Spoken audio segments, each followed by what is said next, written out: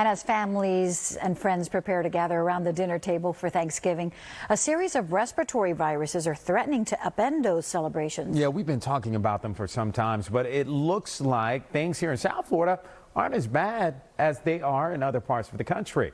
NBC 6's Ari Odzer joins us live from Hollywood to explain more. Ari.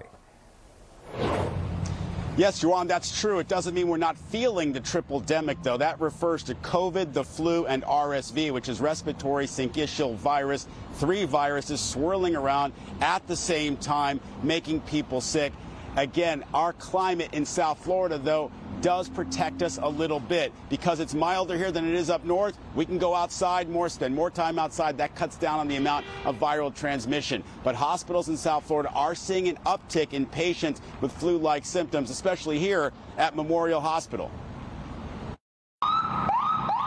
They're seeing an increase in patients with flu-like symptoms. For instance, in pediatrics, we typically see this time of year 5,000 patients a month.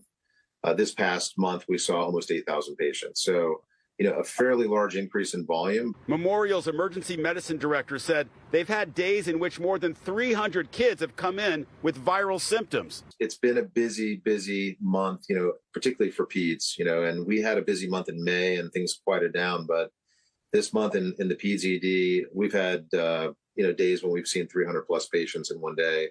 So it's been busy. There's definitely a lot of viral infections, not just flu, RSV, and COVID, but we're seeing rhinovirus, paramyxovirus, other viruses that are common, and they're all kind of happening at the same time. So it's making it really difficult to handle the volume of patients coming in with influenza-like illness. The volume seems to be lower at Jackson Memorial, according to the chief medical officer. So we're seeing the RSV and the influenza increasing slightly.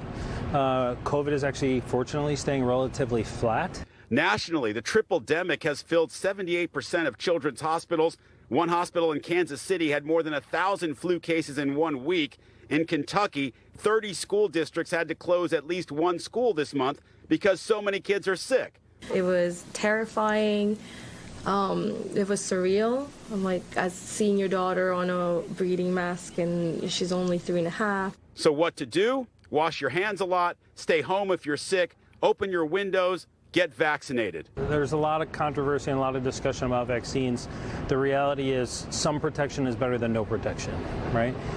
We've shown time and time again that people who get the COVID vaccine who end up getting COVID have more mild disease and have a lower likelihood of dying or becoming hospitalized because of it.